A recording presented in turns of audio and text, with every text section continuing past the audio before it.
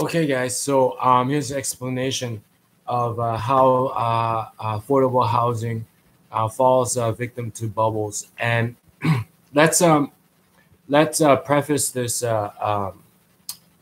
entry with the fact that bubbles aren't real, market manipulation. Because if it was a real boom, right, like real business boom, real job boom, not just raising the minimum wage, but a real boom all around, then the water will raise and everybody will rise at the same time, and there wouldn't be this affordable housing crisis.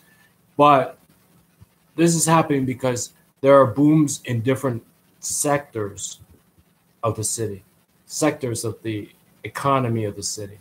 So say Silicon Valley with all its venture capital, right? It's only in that part, but it's not in like agriculture. It's not in sort of like manufacturing. It's not in retail, right? A real citywide boom raises everybody. So that's, I'm prefacing that. So it's almost like there's a boom in a certain part, one specific part of the business economy. That's like a bubble. It might very well be market manipulation. And with economics, how people make irrational decisions, a lot of it might come down to personal debt, and I'll get into that later. So how does public housing, so like affordable, needy housing works? Well, if you're on welfare, you get a check, right? Just one check, like a fixed amount is what I'm trying to get at. You get a fixed amount. But rentals, like rent rates out there, are exposed to market, the free market, right? So if there's a boom in real estate, rent rates rise. The same goes for affordable housing. You think the government owns affordable housing? They do not. It's for-profit companies, I suppose, that run and manage affordable housing. And if rents around that area, say you got an affordable housing complex, but around that area they start building like luxury condominiums and big single family homes, the market rent will go up. And so that will impact these companies that operate the subsidized housing. And so their rent that they charge will go up. Now with subsidized housing, right,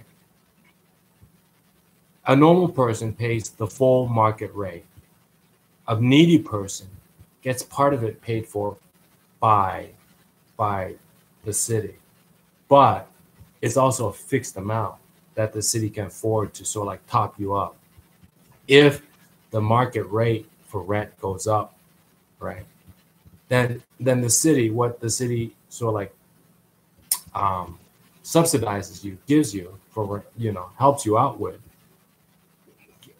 before it was paying the full amount, right? And then now there's this gap, and so you have to move because you can't afford it. It's just like buying used cars. Kind of like, who sets the price for used cars? Well, there's a blue book. It's called Kelly Blue Book, and it's sort of like the wholesale rate for used cars. And so you can't get anything cheaper unless you buy it privately, And I don't want to get into the exceptions, right? You buy it from your uncle, you buy it from my friend. He'll give it to you for like below market. But then you have to go out there and find my uncle or find my friend who give you a rent for below market. It's like, it'll lead to all sorts of trouble, right? So there is a sort of like a blue book for rental rates, right? And so if around your subsidized housing, your affordable housing, you start building malls and like nice stuff, right? The market rate for rent goes up. And so what the government was helping you out with, there's a gap now, because the government can't just fill that gap, right? It's determined by taxes. It's determined by like a business taxes. It's determined by retail taxes, sales taxes, income taxes. So now the market rent has gone up, right?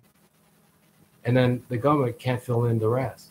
They say you gotta move to like the suburbs or rural areas or find something cheaper. And so that's why people are getting pushed out. And it's like, is that fair? Well, you know, like I said, the big worry is that it could be like real estate bubble, real estate manipulation, because it was a good healthy boom. The government can collect more business tax, more sales tax, more income tax, and then it might be able to fill that gap. But if it can't fill that gap, that means it's most likely a bubble.